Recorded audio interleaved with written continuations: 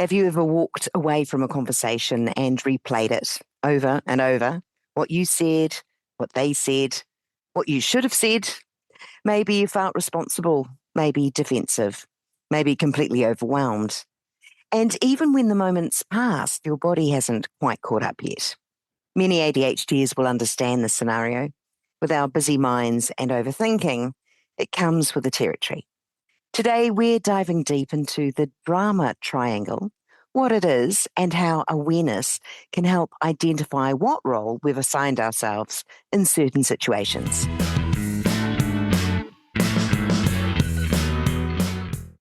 Welcome to ADHD Difference Strategies. I'm Julie Legg, your host, author of The Missing Piece and an ADHD advocate. Over the years, I've had the privilege of speaking with incredible guests, unpacking real-life strategies, mindsets, and tools for navigating ADHD. This Bitesized series brings those insights together, thought, practical, and ready to use.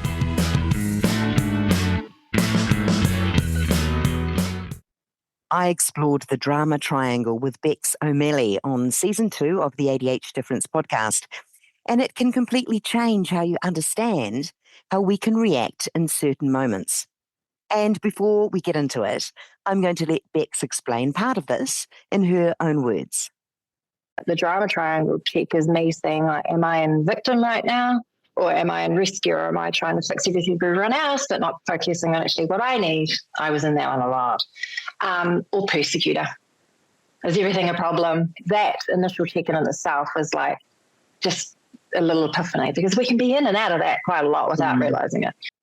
The drama triangle was originally developed by Stephen Karpman. It described 3 roles we tend to fall into when we're emotionally activated: the victim, the rescuer, and the persecutor. The victim sounds like, this is happening to me. I have no power here. The rescuer says, let me fix this. I'll take this on. And the persecutor says, this is wrong. You're wrong. I need to take control. And here's what's really important for ADHDers. We don't just land in one of those roles. We can move between them quickly, and sometimes in the same conversation. Because ADHD isn't just about attention.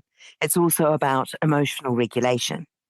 Research shows that emotional dysregulation is a core part of ADHD, meaning emotions can feel more intense, come on faster, or be harder to shift once they're activated.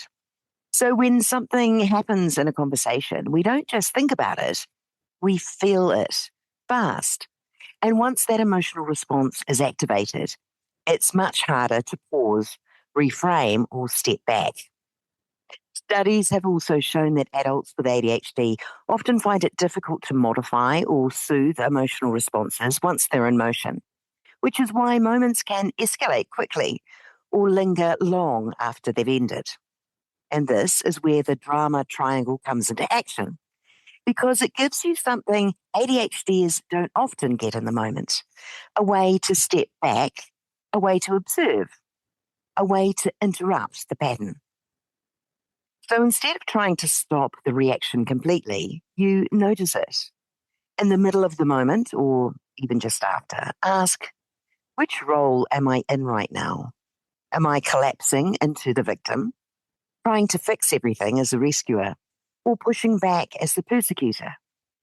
And this is where the science really supports the strategy, because research shows that something called self-distancing, the ability to step back and observe your own thoughts or emotional state, can actually reduce emotional intensity.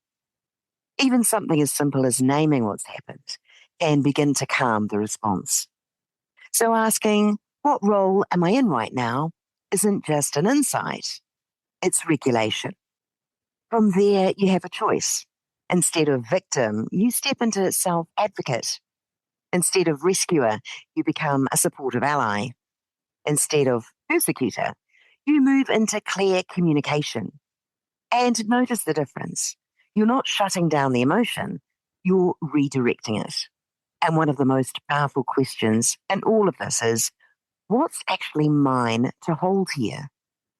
Because ADHDers, especially those who have spent years masking people pleasing, often take on too much responsibility, too much emotional weight, too much ownership of other people's reactions.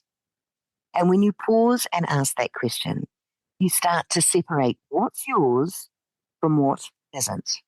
And that alone can reduce overwhelm significantly. This isn't about getting it right every time.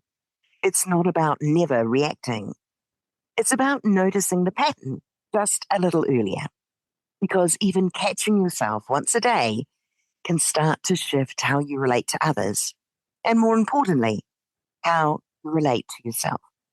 Because often what sits underneath these roles isn't failure, it's protection, trying to stay safe, trying to stay connected, and trying to stay in control. The drama triangle doesn't take that away, it just gives you another option. A big thanks again to Bex O'Malley for sharing this strategy and for being part of the broader ADHD difference conversation. If you'd like to hear more from that episode, head over to our main series. You'll be looking for Season 2, Episode 19, to hear more of her ADHD insights. Links are in the show notes.